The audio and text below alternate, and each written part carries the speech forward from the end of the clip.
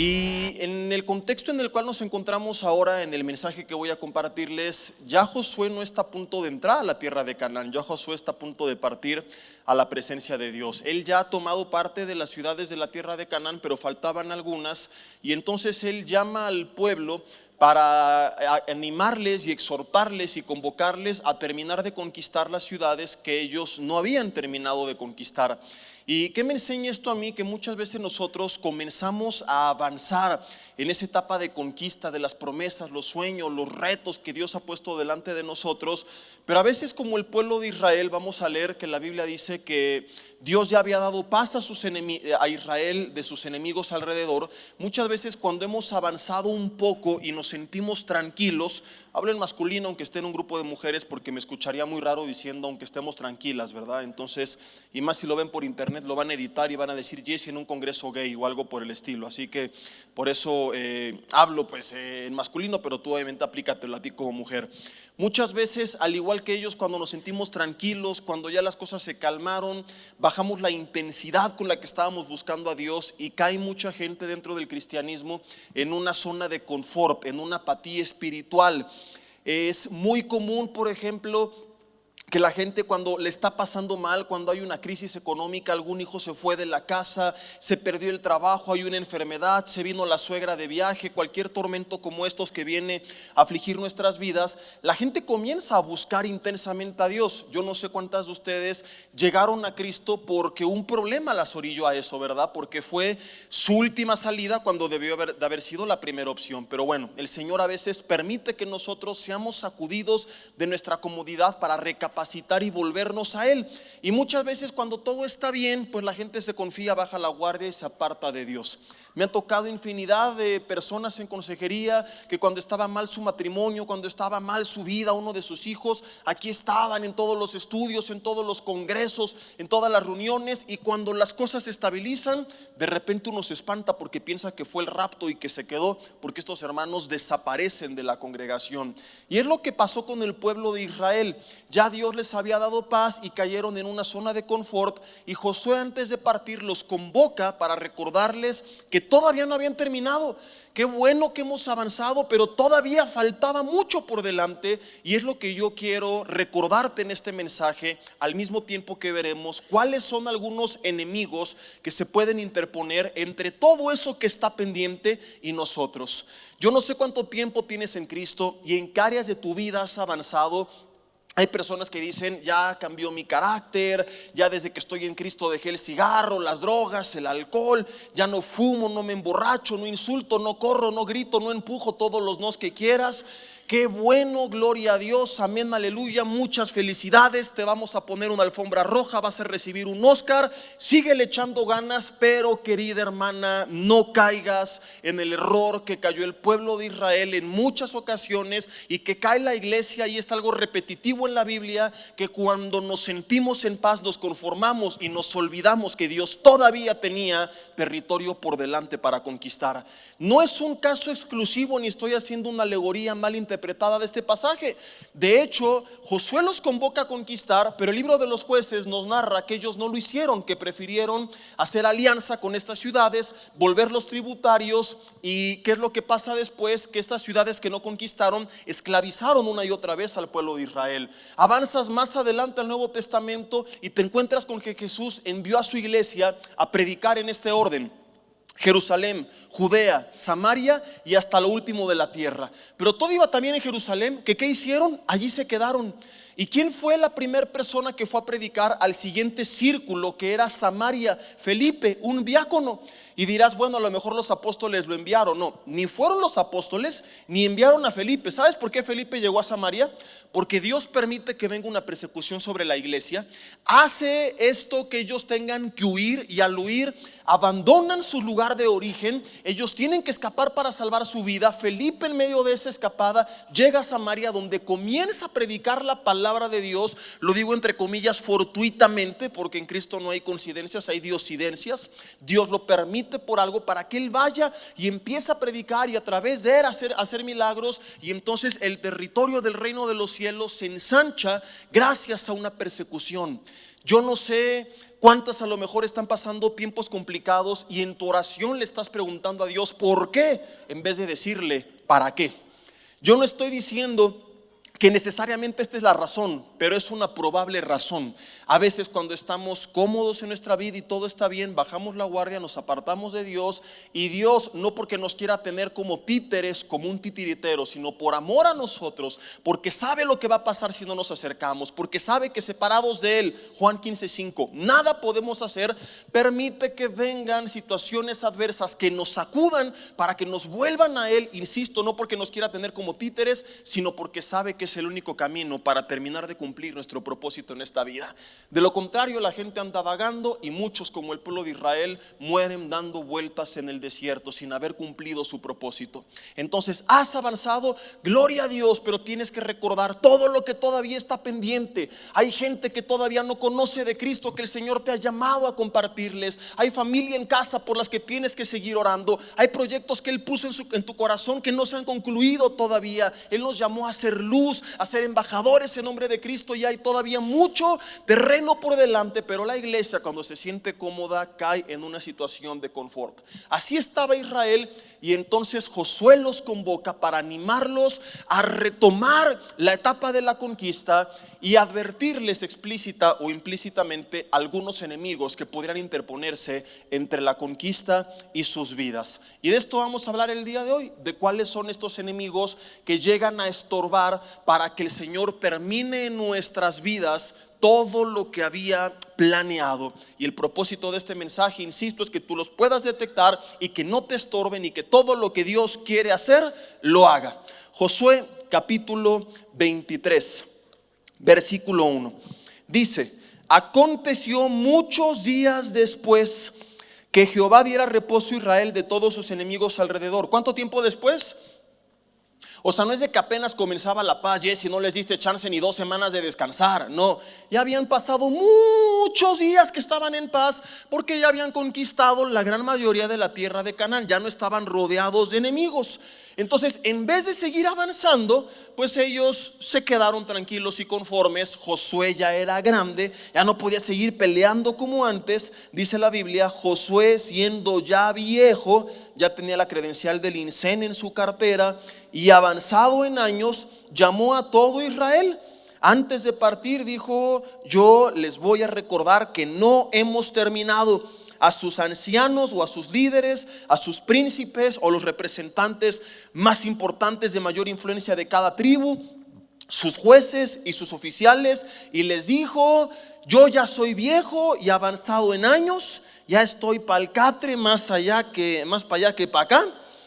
Y vosotros, versículo 3, habéis visto todo lo que Jehová vuestro Dios ha hecho con estas naciones por vuestra causa. ¿Por qué lo hizo Dios? Por amor a su pueblo.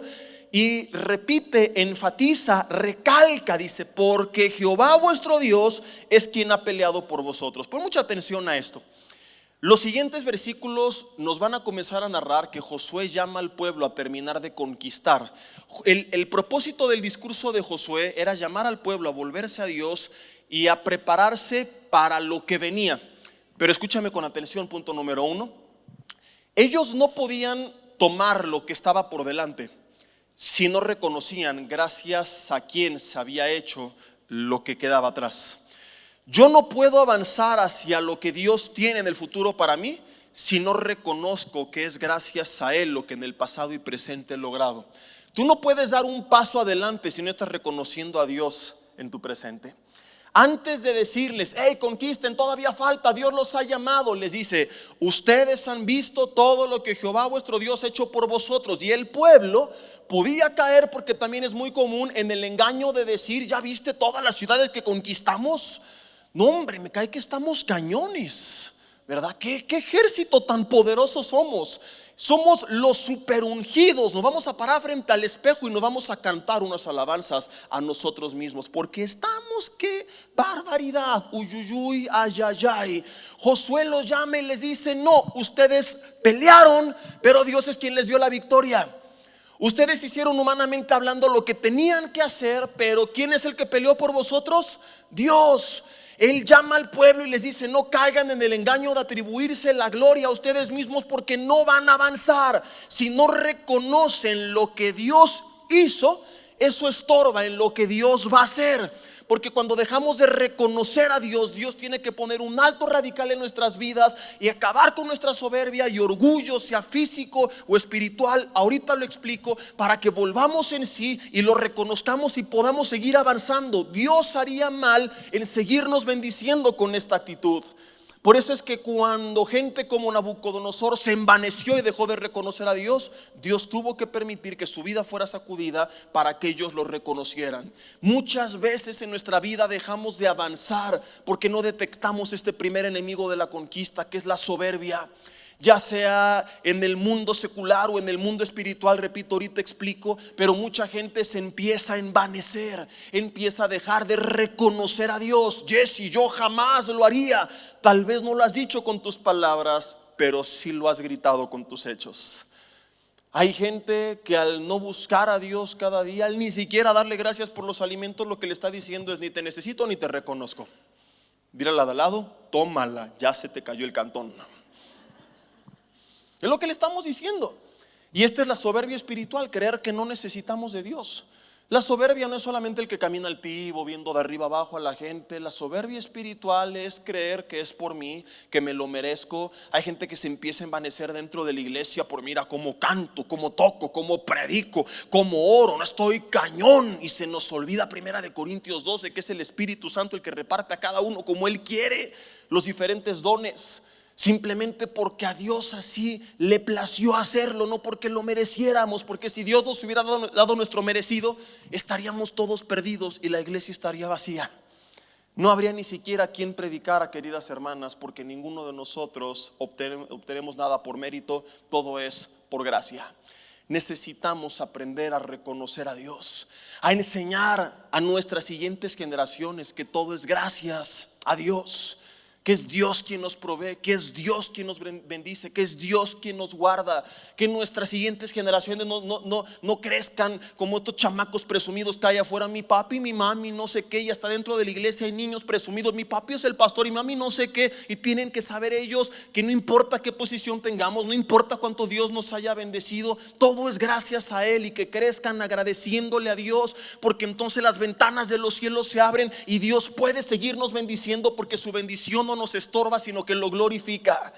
Y ese es el propósito de su bendición. Sí, que la disfrutes, pero también que Él sea exaltado, que Él sea glorificado. Cuando yo le dejo de reconocer, y creo que es porque me lo merezco, por mi esfuerzo, por mis méritos, por mi arduo trabajo, y nos olvidamos la lección de Pablo a los Corintios, que les dice: oigan, ¿quién los distingue? ¿O qué tienen que no hayan recibido? Y si lo recibieron, ¿por qué se glorían como si no lo hubieran recibido? Entonces Dios tiene que poner un alto por amor a nosotros y tratar con nuestras vidas. ¿No me crees? Créele a Salomón, quien, inspirado por el Espíritu Santo, en Proverbios 16, versículo 18, dijo: antes del quebrantamiento es la soberbia, y antes de la caída la altivez de espíritu. Cuando la gente empieza con un espíritu altivo, cuando la gente se envanece y deja de reconocer a Dios, lo que viene a continuación, según la Biblia, no es la conquista, es la caída. Es un tiempo de quebrantamiento, y por eso mucha gente no puede avanzar. Es muy común en los mensajes de inicio de año: oh, sí, créelo, tu mejor año está por venir, visualízate, declara, arrebata. Ya entre tanta declaración, ya casi faltan amarres, conjuros y hechizos cristianos, ¿verdad? Dentro de la iglesia, para allá vamos. Pero un montón de cosas que no encuentras esta terminología en la Biblia, ¿no? Está: oh, sí, yo declaro y conquisto y arrebato y me visualizo y ahí estoy. Espérame tantito, la Biblia dice que si tú estás envanecido, no vas a arrebatar nada. Ahí te vas a quedar. Por más decretos y declaraciones y conjuros y hechizos y amarres que hagas, no vas a avanzar, porque la Biblia establece: antes del quebrantamiento, antes de la caída, es la soberbia, es la altivez de espíritu. Cuando yo me enaltezco y dejo de reconocer a Dios, incluso cuando empiezo a quejarme porque no me valoran, porque no me dan autoridad, porque yo debería ya de ser apóstola, que me sé la Biblia, aleluya, y empezamos a creer que es por nuestros méritos. El Señor tiene que tratar con nuestras vidas Y durante un tiempo lo que vendrá no será la conquista de lo que falta, porque a Dios, más que lo que podamos hacer, le importa trabajar en nuestro carácter, en nuestra persona. Entonces Dios va a tener que ponernos en pausa y tratar con nuestras vidas, tratar con nosotros. Dios da gracia a los humildes, Santiago 4:6, pero resiste, que significa se opone a los que se han envanecido. Entonces Dios llama al pueblo y les dice: no olviden, Jehová es quien ha peleado por nosotros. Tenemos que agradecerle, tenemos que reconocerle siempre. Señor, gracias por todo. Dice la Biblia: dad gracias siempre por todo. ¿Cuándo? ¿Por qué? Por todo. Y es entonces cuando Él puede bendecirnos y respaldarnos para seguir conquistando. Porque sabe que no importa qué tanto tú crezcas, qué tanto Él te bendiga, qué tanto dinero tengas, qué tanto poder tengas, esto no te va a dañar. Al contrario, tú te mantienes humilde y es de bendición para ti y para los que te rodean, porque tú reconoces a Dios en la ecuación. Después de esto, versículo 4 les dice: he aquí os he repartido por suerte en herencia para vuestras tribus estas naciones, así las destruidas como las que quedan desde el Jordán hasta el mar grande, hacia donde se pone el sol. Aclaro que esto de suerte no era como tú lo entiendes, como suerte. Simplemente antes no tenían ni la palabra de Dios, ni el Espíritu Santo de forma permanente. Iba y venía, ahora nos sella y permanece según Efesios 1, y no se puede apartar cuando vienes a Cristo. Entonces se valían de métodos como estos, pero que estaban bajo el control de Dios. Es decir, el Señor no se veía sorprendido. Imagínate que avientan a ver águila o sol y cae águila, y Dios dice: híjole, ¿cómo no cayó sola? No, ¿y ahora qué voy a hacer si yo quería esto? No, aún estos métodos estaban bajo el dominio y control de Dios. Y Josué les dice, versículo 5: Jehová vuestro Dios, número 1, dice, las echará de delante de vosotros. Vuelve a afirmar por segunda ocasión: y las arrojará de vuestra presencia. Y por tercera vez dice: y ustedes van a poseer sus tierras, como Jehová vuestro Dios os ha dicho. La conquista es paralela a la voz de Dios, no a mis decretos. Lo aclaro porque es una doctrina, entre comillas, muy de moda hoy en la iglesia. Lo mencionamos hace unos segundos, ¿verdad? Y decreta y confiesa y arrebata, hasta el diablo le ordenen que les devuelva lo que les robó ahora. Cuando toda buena dádiva y todo don perfecto, según Santiago 1, desciende de lo alto, viene de parte de Dios, no de Satanás. Yo no recuerdo a Job ordenándole al diablo que le devolviera lo que le había robado, porque el diablo no te puede robar nada si Dios no lo autoriza. ¿Vamos bien hasta aquí? Entonces fíjate, 3 veces dice: Dios las va a arrojar, las va a echar, se las va a entregar conforme a su palabra. Entonces lo que la iglesia necesita es decretar menos y escuchar más lo que Dios ya decretó. ¿Me estoy explicando? Para entonces creer lo que Dios ya dijo. Porque cuando yo no escucho lo que Dios dijo, empiezo a declarar puras tonterías, empiezo a hablar cosas que no tienen nada que ver con la voluntad de Dios, puesto que no conozco la voluntad de Dios. Cuando yo conozco la voluntad de Dios, yo descanso y me fortalezco, no en mis palabras, sino en sus palabras, porque mis palabras se pueden equivocar, pero la palabra de Dios es infalible. Entonces Josué le dice al pueblo 3 veces: tengan por seguro, Dios se las va a entregar, lo van a conquistar. Y no les dijo: declaren, visualícense, arrebaten, oh sí, ¿cuántos lo creen? Aleluya. Dijo: no, lo van a hacer, no por lo que ustedes digan, sino porque Dios ya lo dijo. Y lo que nos corresponde como iglesia es solamente creer lo que Dios dijo, y para eso antes lo tengo que escuchar. ¿Cuál es el segundo enemigo de la conquista? La falta de confianza, la falta de fe, el temor, la inseguridad, el miedo. Gente que no se anima a avanzar porque no cree que Dios la va a respaldar. ¿Y por qué no cree que Dios la va a respaldar? Porque no ha escuchado a Dios diciéndole que la va a respaldar. ¿Y por qué no lo ha escuchado? Porque no tiene comunión con Dios. Cuando yo tengo comunión con Dios y escucho la obra de Cristo y escucho sus planes, el resultado natural, primera de Juan 4:19, es que ese amor en el cual yo descanso, la Biblia dice, echa fuera todo, ¿cuánto? Todo temor. Ya no temo, porque descanso en el amor que Cristo tiene para mí y en sus planes y su voluntad, que es buena, agradable y perfecta. Y entonces Satanás no puede estorbarme. El enemigo, hermanas, no necesita destruirte, le basta con neutralizarte. A la primera generación de Israel que salió de Egipto, hablamos de 600,000 hombres, si sumas esposas e hijos, tienes más de 2 millones de personas. No les mandó ejércitos que les cortaran la cabeza, le bastó con infundir en ellos desánimo para dejarlos muertos en el desierto, y antes de ello dando vueltas 40 años ahí. Cuando en el primer libro de Samuel, capítulo 17, un ejército se para frente a Goliat, te pregunto, ¿cuántas lanzas aventó Goliat? ¿A cuánto les cortó la cabeza? ¿A cuántos mató? ¿Contra cuántos peleó? Goliat no peleó una sola batalla.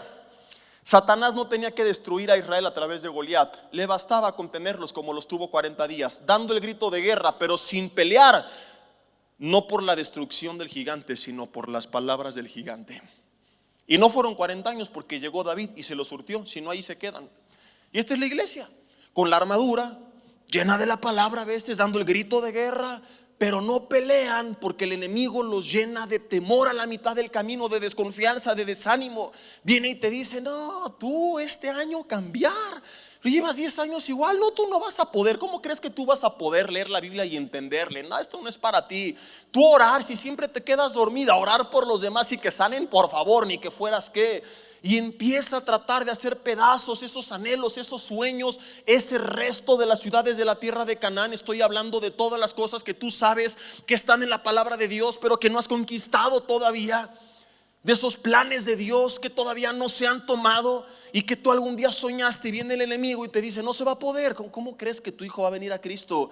Es ateo, dice que viene del chango y no has visto la cara de su papá. Pues por eso se lo cree, parece el eslabón perdido. Y empezamos a desanimarnos y decir, sí es cierto, no, pues yo creo que no voy a cambiar, no, es bien difícil buscar a Dios, ponerme a dieta, bajar de peso, estar sana, no se va a poder. Y entonces no tiene que acabar con tu vida, que hundirte en las drogas, en el alcohol, en la inmoralidad. Le basta con tenerte sentadita cada domingo en la iglesia, diciendo amén, aleluya, gloria a Dios, y hasta ahí. Y así está el mundo, lleno de iglesias que domingo a domingo lo único que hacen es ruido. Uy, uy, uy. Ay, ay, ay. Y el ruido no espanta a nadie. Entonces, ¿cuántos lo creen? No, sí, vamos a conquistar. Así estuvo Israel 40 días y Satanás atrás de Goliat, muerto de risa. Entonces Dios a través de Josué le habla al pueblo, porque sabía que el pueblo podía temer, porque no era fácil lo que venía. Por eso antes de que Josué entrara, Dios le dijo, no temas, no desmayes, porque yo voy a estar contigo donde quiera que vayas. Y 3 veces lo recuerdan en Josué 1, le dijo, esfuérzate y sé muy valiente. Algún día lo vimos hace unas semanas en domingo, se los conté al principio. Entonces ahora Dios habla al pueblo y intentando quitar ese probable temor natural en el corazón del hombre, 3 veces les dice, hey, cuando vengan todos esos enemigos y ciudades, recuerden, Dios nos dijo que nos las va a entregar. Así como lo hizo antes y lo vieron, lo va a hacer después. Entonces en el primer punto Él les enseña que era gracias a Dios, pero también lo toma como una base para recordar al pueblo lo que Dios había hecho y que ellos creyeran que así como lo había hecho, lo volvería a hacer. Y entonces quitar el miedo, que su fe descansara en la palabra de Dios. Mi hermana, va a haber situaciones complicadas, pero tienes que recordar que todo lo que has leído en la Biblia que Dios hizo no es para que tú lo veas como una historia de lo que algún día pasó y ese Dios nos abandonó. No son cuentos para dormir y historias bonitas para meditar. Estamos leyendo lo que Dios hizo, pero dentro de toda esta lectura la Biblia dice que el Dios que hizo todo esto es el mismo ayer, hoy y siempre, y que no hace acepción de personas, de lo cual yo concluyo que lo que hizo antes lo puede volver a hacer. Y tú tienes que recordar lo que Él ha hecho ya en tu vida y lo que hizo en la antigüedad, para que cuando vengan esos nuevos retos digas, yo sé a quién sirvo y esto para mí es imposible, pero para Él esto está papita, porque ya lo he hecho antes. Porque Dios no se ve sorprendido. Yo no imagino a Dios, híjole, ¿y ahora cómo le voy a hacer? No, este problema sí está cañón.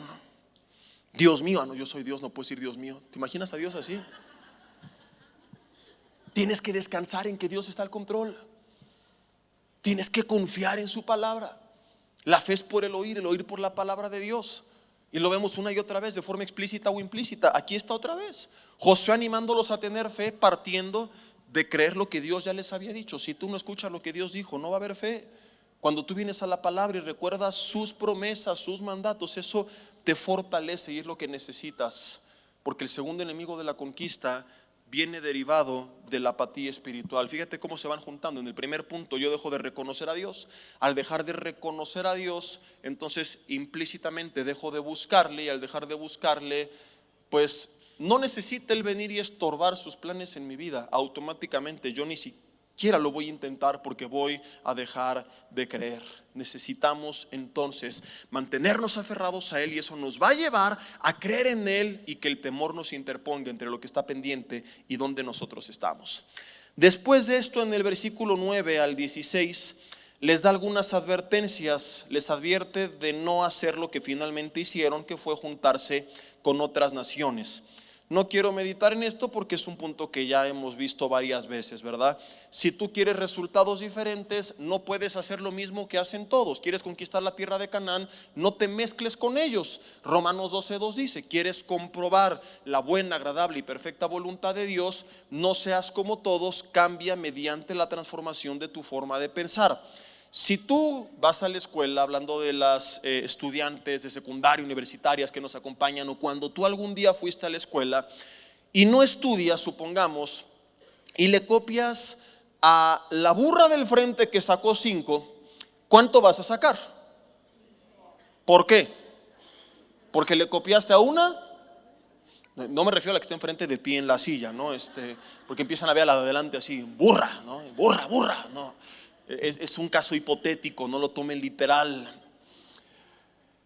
¿Sería coherente que llegaras con la maestra a reclamarle? ¿Por qué me puso 5 si copié re bien? Porque le copiaste una burra que sacó 5. Entonces no copies, pero si quieres copiar, cópiale a la otra que sacó 10. Porque si le copias una burra, tendrás el resultado de una burra. Pablo decía: imítenme a mí, así como yo imito a Cristo, y obtendré entonces los resultados de, y una vida conforme a la voluntad de. Pero si le copio al mundo, obtengo los resultados de él. ¿Y cómo está el mundo? Entonces nos quejamos de por qué estamos, porque somos como el mundo, porque reaccionamos como el mundo. ¿Por qué hay matrimonio en avanza? Porque te gritoneas igual que el mundo, porque tiene la misma solución que el mundo, porque no oras como no lo hace el mundo, porque no tienen a Cristo en medio como no lo hace el mundo. Entonces, si yo actúo como el mundo, voy a tener los resultados del mundo. Quiero tener resultados diferentes, tengo que seguir un camino diferente. No voy a meter mucho aquí, pero es parte de las advertencias de Josué. Luego, en el capítulo 24, que es una extensión del 23, da un resumen en los primeros 13 versículos de toda la historia de Israel desde que salen de Egipto hasta ahora. Y en el versículo 14 nos habla de nuestro tercer enemigo de la conquista. Ahora pues temed, que viene del hebreo yaré, que significa en este contexto reverenciar. No es un miedo de ay, qué tal que Dios me destruye, sino es más bien como un respeto a su persona. Es un ejercicio de estar consciente que su presencia está conmigo siempre, aunque no sea de forma tangible, que Él está al lado de mí, que yo me comporte de esa forma, como si Dios siempre estuviera al lado de mí. ¿Cuál es el tercer enemigo de la conquista? La hipocresía.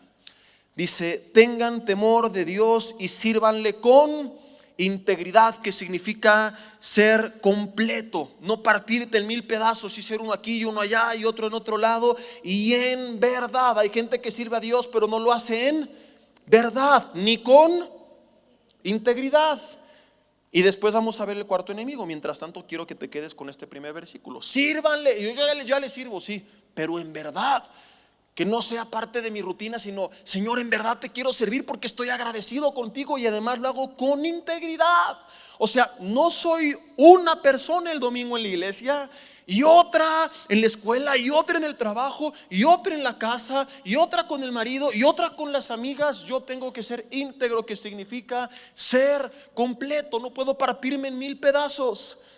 Y es bien triste, pero a veces la gente tiene más temor del hombre que temor de Dios. Antes de ser pastor, recuerdo cuán común era el domingo escuchar cuando el pastor se iba acercando a algún grupo de personas que decían: no, espérate, cambia el tema porque ahí viene el pastor. ¿Y de qué estarían hablando? Entonces, antes de que llegara el pastor, pregunto: ¿no estaba ya el Espíritu Santo? Y entonces, ¿qué pasaría si tu ministro favorito, cantante, predicador, lo que sea, no importa de dónde es, un día fuera a comer a tu casa? se comportarían igual que todos los días, yo estoy seguro que de entrada saldrías a abrirle la puerta con la Biblia más grande que tienes en tu casa bajo el brazo. Hermano, bienvenido. Ay, perdón la Biblia tan grande, pero es que estaba en mis 3 horas de devocional de todos los días. Pero pase usted. Tendrías alabanzas en tu casa, ¿verdad? Hasta orarías por los alimentos. ¿Cómo le hablarías a tu marido? Mi amor, caer de comer, le dirías: ya cállate, viejo tragón, solo piensas en comida, deja de estar puestas así de marrano. No, le dirías: en un segundo, varón de Dios, le responderías.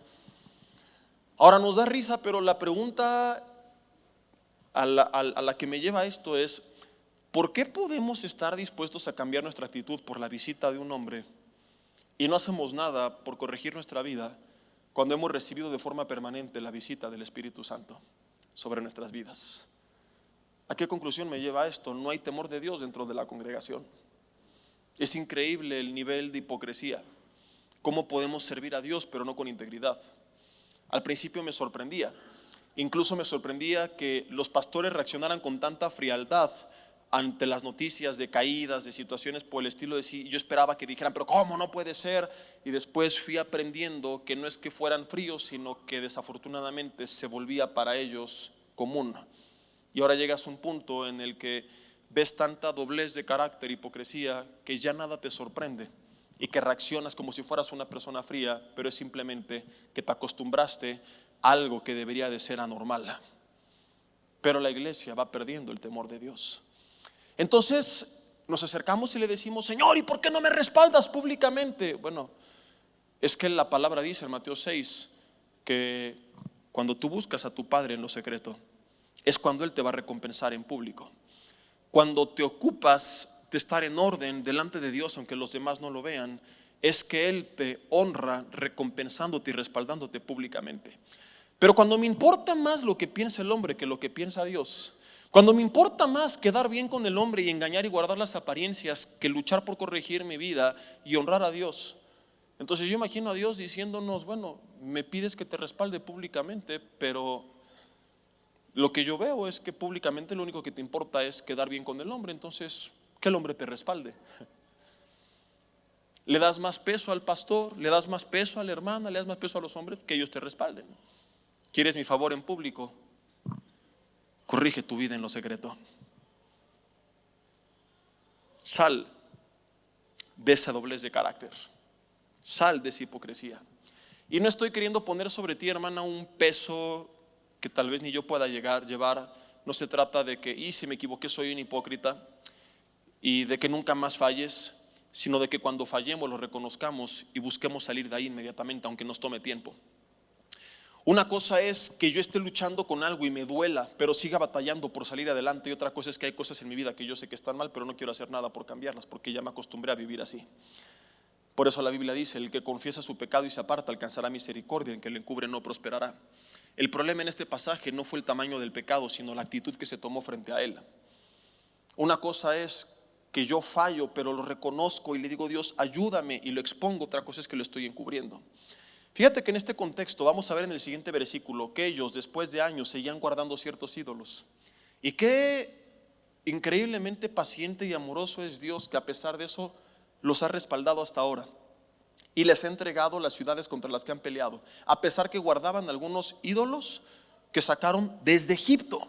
O sea, fíjate, 40 años en el desierto, no sé cuántos más en la toma de Canaán, y seguían con ciertos ídolos, y Dios no los destruyó. Pero llega un punto en el que les dice a través de Josué: esto no puede seguir así. He sido bueno, he sido fiel, paciente. Romanos 2:4, su benignidad y su paciencia y amor y longanimidad nos guía al arrepentimiento. Pero tiene que llegar ese punto en el que yo diga: Señor, gracias por ser tan paciente, tan bueno, tan amoroso, ayúdame. Pero cuando yo encubro todo esto y llevo años simplemente fingiendo que todo está bien, años encubriendo las cosas en mi relación con mis hijos, con mi matrimonio, en mi vida personal, sin pedir ayuda, sin pedir el respaldo de Dios, sin orar, simplemente ocupándome por guardar las apariencias, lo cual es más común de lo que tú imaginas. Hasta a nivel pastoral hay líderes de iglesias de miles de personas que simplemente tienen convenios de fingir públicamente que todo está bien y en lo secreto su relación está destruida. Hay casos de consejerías donde les he preguntado a los hermanos: ¿y cuántos años llevan así? Me dicen: toda la vida. Y le digo: ¿y por qué nunca hicieron nada? Los veías el domingo de la mano sonriendo. ¿Cómo están? Bendecidos. Amén, aleluya, gloria a Dios. De victoria en victoria. Rabadabadú. De victoria en victoria este gala. Sí, pastor, alabado sea el Señor, aleluya. Y todo era una farsa. Ahora, no estoy diciendo que como no hay que ser hipócritas, el domingo te agarres aquí a trancazos frente a todos, ¿verdad? Dale una patada para que se le quite, porque el pastor dijo que hay que ser honestos y así es como nos llevamos en casa, viejo desgraciado, ¿verdad? No, si no, se trata de empezar a trabajar lo que está mal, no encubrirlo para que la gente crea que todo está bien. Porque el cristianismo no se trata de guardar las apariencias, sino de apoyarnos como familia, de exhortarnos los unos a los otros, de animarnos, aconsejarnos, orar y salir adelante como un cuerpo. De que Dios sea glorificado, de que Él transforme nuestras vidas, no de que los demás crean que las transformó. Hay una gran diferencia. Josué dice: sírvanle con integridad. Y después de esto, en el mismo versículo, pero en la segunda parte, ¿por qué les hace esta exhortación? Dice: y quitad entre vosotros los dioses, pero ¿cuáles? A los que sirvieron vuestros padres al otro lado del río, o sea, se fueron de mojados.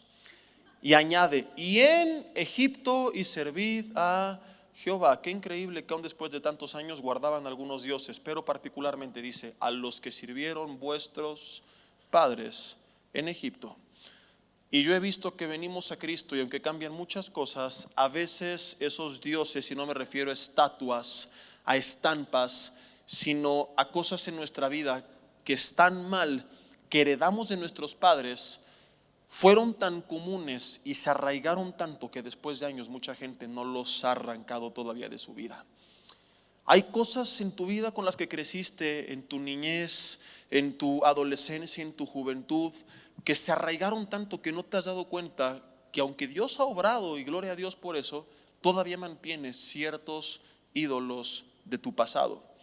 Hay mujeres, por ejemplo, que crecieron con mamás que se discipulaban con Jezabel, que tenían su póster ahí en la cabecera, y aunque vienen a Cristo y cambian muchas cosas, no se dan cuenta que siguen siendo manipuladoras.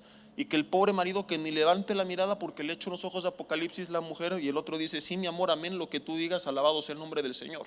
Y no tiene ni voz ni voto, y eso mismo lo heredan a los hijos. Y no se han ocupado en orar y decir: Señor, ¿qué está mal? Y tratarlo. Viceversa, hay hombres, me ha tocado, de mal carácter, y que les dices: oye, ¿por qué eres así? Y en vez de reconocer si está mal mi carne, tengo que tratar y ayúdeme, y qué puedo hacer, y qué puedo leer, y cómo Dios puede cambiar, empiezan a excusarse y a querer justificar. No, pastor, es que usted no sabe, yo soy de rancho, y ahí se habla cortado y fuerte, y usted no vivió lo que yo viví. A mí me tocaba, ¿verdad?, matar a los gallos y cortarle la cabeza a los pollos, y yo veía a los pollos caminar sin cabeza en el rancho, imagínese. Yo no me quiero imaginar a los pollos caminando sin cabeza por ahí. Y por eso soy así. Bueno, por eso usted era así, pero ahora en Cristo somos nueva criatura. Las cosas viejas pasaron, todas son hechas nuevas, y Él tiene que venir a empezar un proceso de transformación. Tal vez tome tiempo. Pedro, después de 3 años de caminar con Cristo, en la última cena maldijo, ¿te acuerdas? Cuando negó a Jesús 3 veces. Y cuando la Biblia dice que maldijo, que significa que habló mal, no creas que dijo: oh, rayos y centellas, Batman, Santa Cachucha, Robin, sino que todas las groserías que se sabía en griego, en hebreo y en arameo las citó en ese momento. 3 años después de caminar con Jesús, le tomó tiempo cambiar. Hay cosas que están muy arraigadas y que nos va a tomar tiempo cambiar. Yo era, aunque no me lo creas, muy grosero. Aún estando dentro de la iglesia, de repente un día, cuando éramos Abby y yo novios, en nuestra primera etapa en el 2004, o sea, cuando, ¿eso hace cuánto tiempo fue? 16 años, cuando tenía como de 9 años fuimos novios la primera vez, más o menos. Me despedí un día de uno de mis amigos del grupo de jóvenes y me dice: ¿por qué le dijiste así? Le digo: ¿cómo le dije? Y, pues el nombre de un animal, pero con G, ¿no? Le digo: no le dije así. Sí, de veras. Le digo: no, para nada. Entonces estaba tan arraigado que sin darme cuenta lo decía. Pero empecé a orar: Dios, ayúdame, cámbialo. Como te dije hace rato, no se trata de ponerte una carga y decir: no, como no sirvo y fallé, voy y me aviento del puente de Metepec. Pero tampoco se trata de decir: así soy, y encubrirlo, sino empezar a trabajar en ello. a reconocer, a ser humildes y sacarlo delante de la presencia de Dios.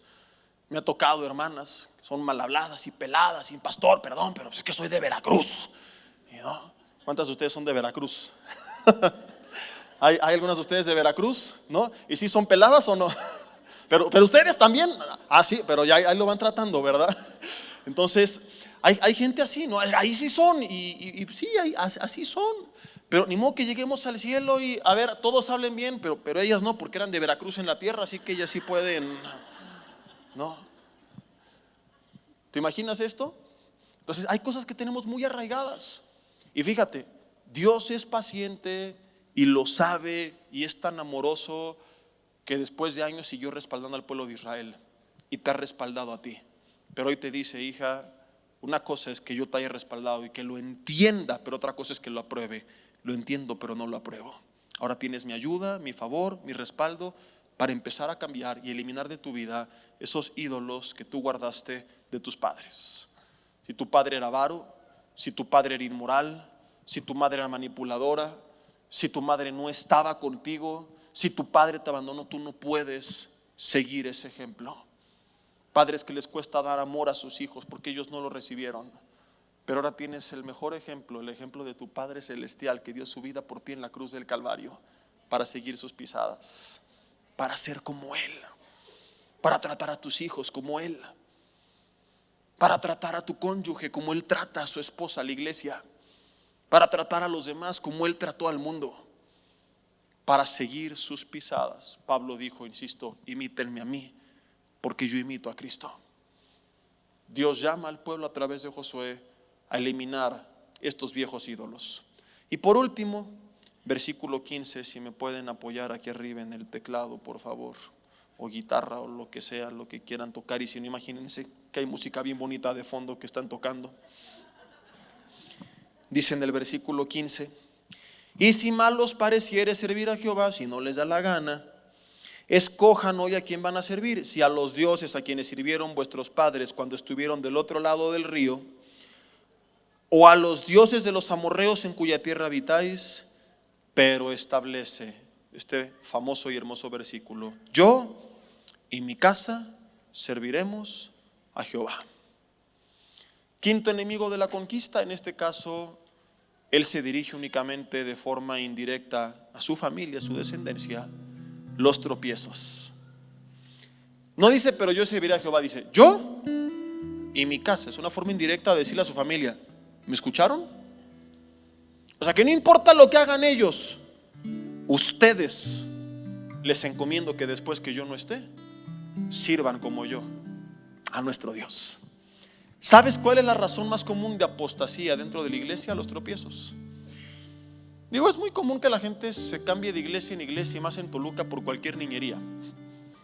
Dicho sea de paso y haciendo un paréntesis, si los 5 ministerios de liderazgo en la iglesia, apóstol, pastor, maestro, profeta y evangelista, Efesios 4:11, fueron puestos para 2 propósitos, que es edificar a la iglesia y perfeccionarla para la obra del ministerio, la respuesta a la pregunta ¿dónde me tengo que congregar? Se vuelve muy sencilla: donde esté siendo edificado y donde esté siendo perfeccionado para el ministerio.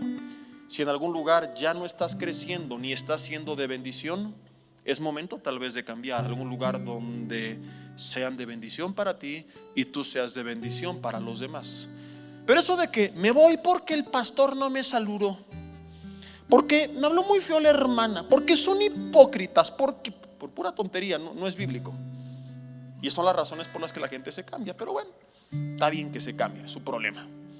Siempre he dicho, ni las ovejas son dueñas del pastor, ni el pastor es dueña de las ovejas. Todos pertenecemos a Cristo. Pero hay gente que bueno fuera que se fuera a otro lugar y que ahí Dios le hablara. Hay gente que se aparta por completo y que te enteras cómo su vida empieza a caerse en 1000 pedazos. Y cuando les preguntas ¿y por qué te alejaste de Dios? Es el tropiezo, la razón número 1 dentro de la iglesia. Porque son hipócritas, porque hacen esto, porque aquello, porque no estuve de acuerdo, porque no comparto. ¿Quién te preguntó si estás de acuerdo? Con todo respeto, yo leo la historia de David, ¿y tú crees que él estaba muy de acuerdo con que Saúl, su rey, lo quisiera matar? Y aun cuando lo tuvo en sus manos no lo tocó. porque su fe estaba puesta en Dios y descansaba no en su oportunidad, humanamente hablando, para descabechárselo como le dijeron sus compañeros, sino en la justicia que Dios iba a obrar y que de hecho obró. Y tienes esta gente que se va y murmura y habla mal de los líderes y autoridades porque no confía en Dios, porque si confiara en Dios oraría y descansaría y esperaría que Dios hiciera justicia en vez de dividir al cuerpo de Cristo. Uy, uy, uy. No les dije que dijeran, yo le estoy diciendo. Ay, ay, ay. Pero como no creo que Dios va a actuar, entonces empiezo a hacerlo yo en mi carne, a dividir, a murmurar, a hablar, porque no tengo la más mínima pizca de fe. Y por eso esta gente se caracteriza por andar de lugar en lugar, hablando de todo mundo, pero nunca crecen y Dios nunca hace nada con sus vidas, porque pusieron su mirada en el hombre y no en Dios. Josué le dice indirectamente a su familia: miren, si el pueblo sirve a Dios, qué bueno, pero aún si se desvían y sirven otros ídolos, ustedes sirvan a Dios, no se desvíen, no pongan su mirada en el hombre. Corramos con paciencia, Hebreos 12:2, la carrera que tenemos por delante, puestos los ojos ¿en quién? En Jesús. Él es el autor y el consumador de la fe. Él es quien dio su vida en la cruz del Calvario por nosotros, no el pastor, ni la hermana, ni el líder, ni el maestro. Todos ellos te van a fallar, o según tu percepción te van a fallar, sea cual sea el caso. Si tú pusiste tu mirada en el hombre, cuando el hombre te decepciona, tú abandonas la fe. Pero cuando la pones en Cristo, no importa que haga el hombre, tú te mantienes en el mismo camino. Como este joven del que habla Marcos, que es el mismo Marcos, y por humildad no quiso mencionarse a sí mismo. Es el único de los 4 evangelios que dice que cuando entregaron a Jesús y todos salieron corriendo, solamente cierto joven le seguía. Del griego akoloutseo, mantenerse en el mismo camino. Me imagino en su lugar. Uy, Judas lo acaba de traicionar, Pedro se fue por allá, los otros 10 por todas partes, y eso que eran los ungidos. Pues yo también le corro. Pero me meto en su mente y lo imagino diciendo, y digo, lo imagino por sus acciones: no me importa lo que ellos hagan, yo voy a seguir al maestro. Si ellos se apartan, ese es su problema, yo no me voy a apartar. La gente se aparta porque no puso sus ojos en Jesús. Te estoy diciendo algo que créeme que he vivido. Al crecer dentro de una familia de pastores, donde uno de ellos es reconocido prácticamente en todo el mundo cristiano de habla hispana, yo me enteraba afortunadamente de todas las cosas buenas del cristianismo, pero desafortunadamente también de todas las cosas malas del cristianismo. Caídas de pastores y un montón de cosas. Tal vez le faltó prudencia a mi familia para que eso no llegara a los oídos de algunos de los miembros, no lo sé. Y yo les he dicho, yo si no hubiera puesto mis ojos en Jesús, tal vez hoy sería ateo y perseguidor del cristianismo, porque escuchamos muchas cosas muy bonitas, pero también muchas que no fueron tan bonitas. Cuando Abby y yo éramos novios en el 2004, la primera vez que ella se enteró de un pastor que adulteró, porque yo se lo conté y luego me arrepentí de haberlo hecho en su momento, ella lloró toda esa noche, no lo podía creer. Toda una semana estuvo en shock. Dice, pero ¿cómo es posible que un pastor haga eso? Era tan grande el impacto en su corazón que no podía dejar de llorar. Y así hay gente que se entera de cosas y se aparta. No es posible, hipócritas, me voy. Bueno, tú fuiste más hipócrita porque dices que seguías a Jesús y con tus hechos demostraste que seguías al hombre. Déjeme decir para mí mismo otra vez, uyuyuy, ayayay. Y por alguna extraña razón, durante toda mi infancia y adolescencia, en la que no leía mucho la Biblia, había 2 versículos que yo me sabía de memoria. Jeremías 17:5, no sé por qué, pero me lo sabía. Maldito el hombre que confía en el hombre. Por lo tanto crecí aprendiendo que no podía poner mi mirada en el hombre. Y como a mí me gustaban los coches, mi mamá me compró en la librería cristiana 3 cuadros de coches que tenía colgada en cada una de mis paredes frente a mi cama. Si yo volteaba a la derecha, izquierda o al frente, veía un Lamborghini, un Porsche y un Ferrari. Y tú has visto estos cuadros que les ponen versículos según el paisaje. ¿Qué pasaje de la Biblia habla de autos? Ni modo que dijera, y echó a la mar los carros del faraón, ¿no? Entonces, tanto el Porsche como el Lamborghini como el Ferrari, decía en Hebreos 12:2, corramos con paciencia la carrera que tenemos por delante, puestos los ojos en Jesús. Y crecí toda mi vida, tal vez no sabiendo mucho de la Biblia, pero siempre recordando que en esta carrera mis ojos tenían que estar puestos en Jesús. Y creo que no fue una coincidencia, sino que Dios en su sabiduría obró de esta manera para que cuando yo empiezo a ver todo esto y enterarme de todas estas cosas, en vez de apartarme, me mantuviera firme recordando que pase lo que pase, mis ojos tienen que estar puestos en Jesús. Y siempre tuve presente que Él es, fue y será el autor y el consumador de la fe. Si tú pones tu mirada en el hombre, mi hermana, el hombre va a estorbar a tu conquista, porque el hombre va a quebrar tus expectativas, porque tu esposo, tu hijo, tu amigo, tu pastor, tu líder, tu amiga, tu hermana, tu hija, tu madre te van a fallar, o según tu perspectiva te van a fallar. Y si tú pusiste tu mirada en ellos, te vas a apartar con mucha gente amargada, frustrada, enojada en contra de Dios, de la iglesia y del cristianismo, por no haber hecho caso de este consejo. José, sabiéndolo, se lo advierte al pueblo, a su familia, perdón. Hey, esta es mi exhortación al pueblo, pero yo no puedo manipularlos para que me hagan caso. Ya no estaré vivo para constatarlo. Familia, hagan lo que hagan ellos, ustedes y yo serviremos a Jehová. Lo tienes que guardar y lo tienes que transmitir a las siguientes generaciones, y entonces preservarás la fe. Y si tus ojos están en Jesús, no importa lo que haga el hombre, nada ni nadie te podrá tropezar. Te podrás enterar de 1000 cosas, te podrán hacer 1000 cosas, pero aun cuando tú seas infiel, Él, dice la Biblia, siempre permanece fiel. ¿Ve cómo están muchas de ustedes por ir a Cruz Azul? Cierra tus ojos ahí en tu lugar y dile: Señor, te doy gracias por tu palabra en esta mañana.